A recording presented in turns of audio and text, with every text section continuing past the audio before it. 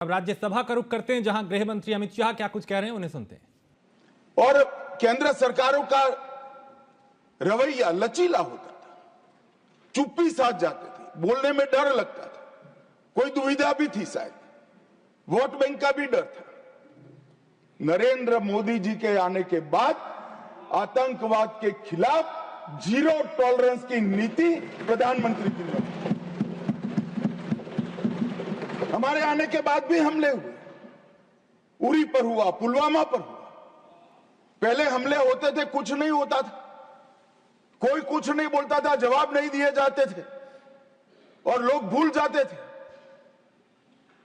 दिल्ली के अखबारों में कोने में कहीं छपता था, आज 7 लोग शहीद हो गए, मारे गए, बम धमाका हुआ, मगर कोई संवेदना तक समाप्त हो जाए वहां तक चीजें लिंगरिंग रहती गई, लिंगरिंग रहती गई, लिंगरिंग रहती। मोदी जी के आने के बाद उरी और पुलवामा में हमला हुआ, 10 ही दिन में पाकिस्तान के घर में घुसकर सर्जिकल स्ट्राइक और एयर स्ट्राइक कर जवाब दिया।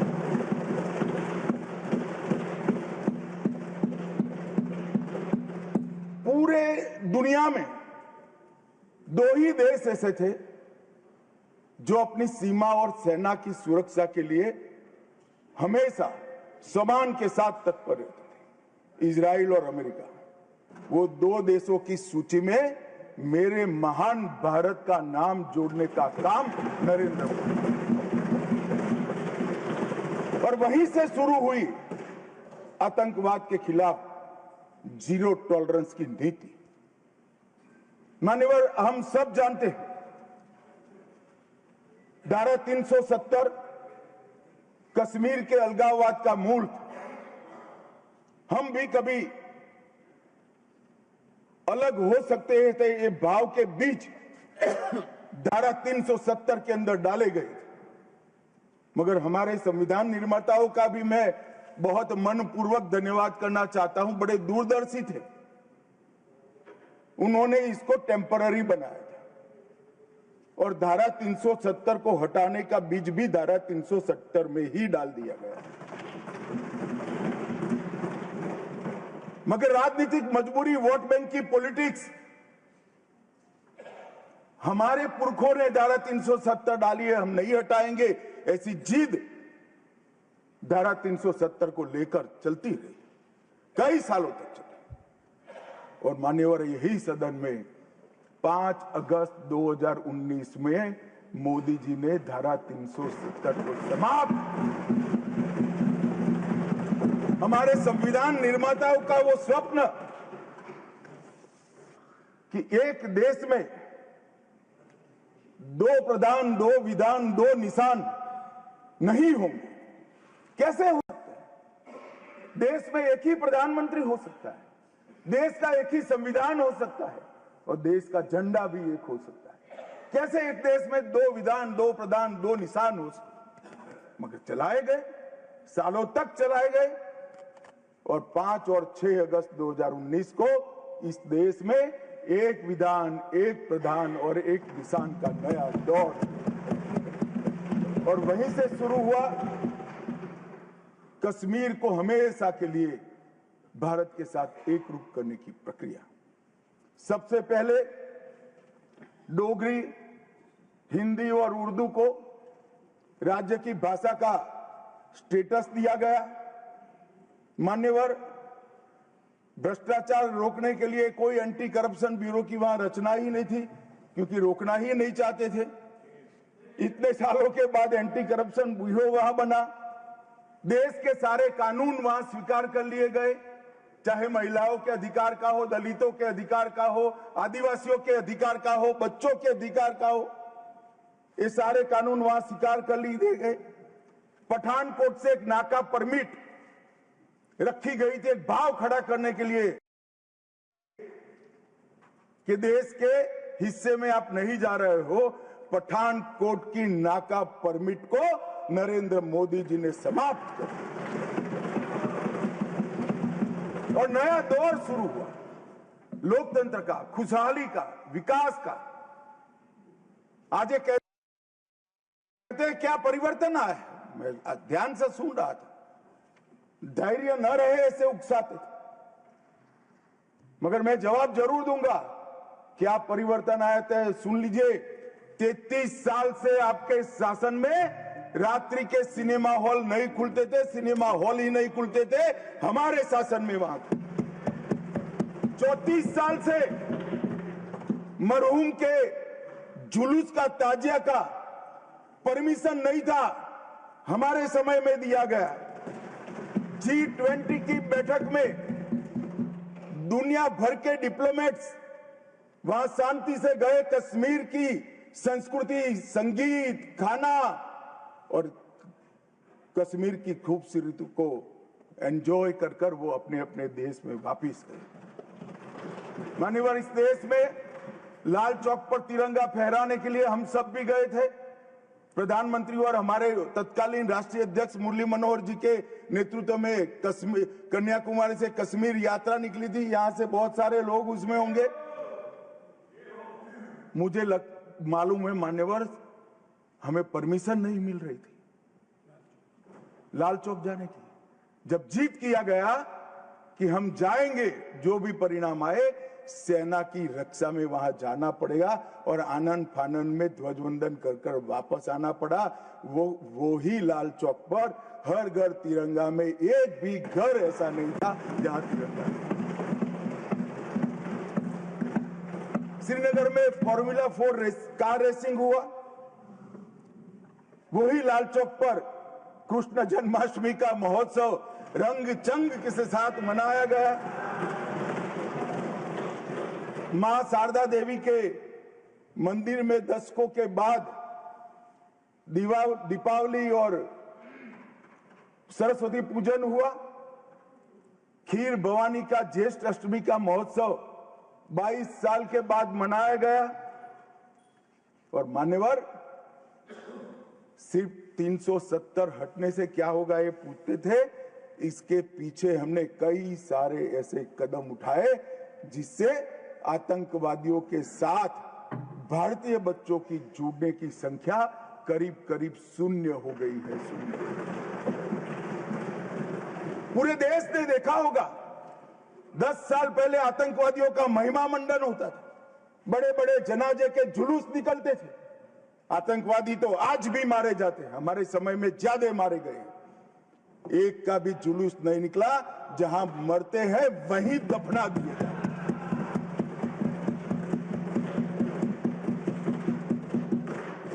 कोई आतंकवादी बन जाता था, उनके परिवारजन बड़े शौक से सरकारी नौकरी करते थे, तंत्र चलाते थे। हमने ढेर सारे आतंकवादियों के रिश्तेदारों को रूथलेसली सरकारी नौकरी से निकालने का काम किया और एक कठोर संदेश। बार काउंसिल में उनके समर्थक बैठे थे, केस नहीं कर सकते थे, हड़तालें हो जाती थी। जो समर्थक बैठे थे वो सभी या तो दिल्ली की जेल में है या श्रीनगर की जेल में है। मान्यवर, आतंकवाद और आतंकवादी दोनों के समर्थकों सरकारी रोजगार, पासपोर्ट देने में और गवर्नमेंट कॉन्ट्रैक्ट के लिए हमने बिल्कुल बैन कर दिया, हिम्मत के साथ किया और आज लोग नहीं जुड़ रहे। और इसका परिणाम क्या हुआ मानिए? ये कहते हैं क्या हुआ 370 से। मैं आज हिसाब देने आया हूं क्या हुआ 370 हटाने के बाद। 6 साल हो गए मान्यवर। 2004 और 14 दोनों के बीच में जो कुल घटनाएं थी टेररिज्म की, 7200 से 17 से घटकर 2242 तक। मैं 10 साल की कहता हूं, अंतिम 6 साल की नहीं कह रहा। मृत्यु टोटल जो था उसमें लगभग कुल मृत्यु में 70% की कमी आई। नागरिकों की मृत्यु में 81% और सिक्योरिटी फोर्सेस की मृत्यु में 50% की कमी आई है। मान्यवर, ये बताता है कि आतंकवाद कम हुआ है। 2010 से 14 में हर साल एवरेज ऑर्गेनाइज्ड स्टोन पेल्टिंग पथराव 2654 के एवरेज से हुए, 24 में एक भी करने की किसी की हिम्मत नहीं। ऑर्गेनाइज हड़ताल 132 हुई, आज किसी की हिम्मत नहीं है, एक भी हड़ताल नहीं होती।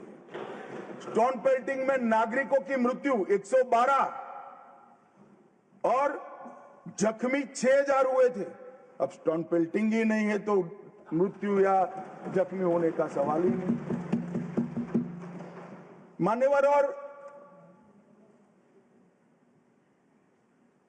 इन कांग्रेस के शासन से किसी एक साल को पीक कर सबसे कम आंकड़े और भारतीय जनता पार्टी के शासन के एक साल में पीक कर सबसे कम आंकड़े इकट्ठा करते हैं तो 2004 का साल कांग्रेस के लिए सबसे अच्छा माना जाएगा, क्योंकि 2004 में अटल जी की सरकार गई थी। कुल घटनाएं उसमें 1517 हुई थी। ध्यान से सभी सदस्य सुने, ऐसा मेरा विनंती। 2004 में कुल घटनाएं 1587 हुई थी, 24 में कुल घटनाएं सिर्फ 85 हुई। नागरिकों की मृत्यु 2004 में 733 हुई थी, 2024 में सिर्फ 26 हुई। सिक्योरिटी फोर्सेस का मृत्यु 331 हुआ था और 2024 में 31 हुआ है। मान्यवर, ये परिवर्तन आया है। और कश्मीर के विकास के लिए भी जब शांति होती है, सुरक्षा होती है, लोकतंत्र बहाल होता है तो विकास अपने आप होता है। मगर कई सालों से कश्मीर की तिजोरी खाली थी। नरेंद्र मोदी जी ने 2015 में 80,000 करोड़ की 63 परियोजनाओं को जम्मू कश्मीर लद्दाख के लिए अप्रूव किया। और मान्यवर, मैं बताने आया हूं, मेरे खर्च का हिसाब कुछ लोग पूछ रहे थे। अरे भाई, थोड़ा कम हुआ होगा, हमने तो रखने का हिम्मत तो किया। आपके समय में तो खर्च का प्रोविजन भी नहीं कर सकते क्योंकि ऐसी स्थिति ही नहीं। मगर ऐसा नहीं है, खर्च नहीं हुआ है। 80,000 करोड़ में से 51,000 करोड़ का खर्च मान्यवर समाप्त हो चुका है और 63 में से 53 परियोजनाएं पूरी तरह से क्रियान्वित हैं। 19 से 24 में 40,000 सरकारी नौकरियां दी, 1,51,000 ओबीसी बच्चों को विश्वकर्मा योजना से स्वरोजगार दिया, 5184 यूथ क्लब स्किलिंग का काम कर रहे हैं, 18,000 युवाओं को खुद की टैक्सियां देने का काम हुआ, 15,000 महिलाओं को, युवा महिलाओं को तेजस्विनी के तहत 10 लाख तक का सहायता दिया और कई सारे रोजगार के सृजन हुए। मान्यवर, एकदम आकर्षक उद्योग नीति लाकर आज कई सालों के बाद कश्मीर में इन्वेस्टमेंट का माहौल खड़ा हुआ है। 12,000 करोड़ का इन्वेस्टमेंट जमीन पर उतरा है, 12,000 करोड़ का इन्वेस्टमेंट जमीन पर उतरा है और 1,10,000 करोड़ के एमओयू अभी क्रियान्वयन है। पूरे 70 साल में मान्यवर 14,000 करोड़ का इन्वेस्टमेंट आया था। ये 10 साल में 12,000 करोड़ के इन्वेस्टमेंट का उत्पादन शुरू हो चुका है। पर्यटन फिर से शुरू हो गया, परवान भी चढ़ा। 2023 में 2,11,00,000 पर्यटक, आजादी के बाद सबसे ज्यादा पर्यटक मेरे जम्मू कश्मीर। पर्यटन के क्षेत्र में 250 करोड़ का निजी निवेश हुआ है। डल झील पर वितस्ता महोत्सव मनाया गया। तो गृह मंत्री अमित शाह को आप सुन रहे थे, जो कई मुद्दों का जिक्र करते हुए यहां पे नजर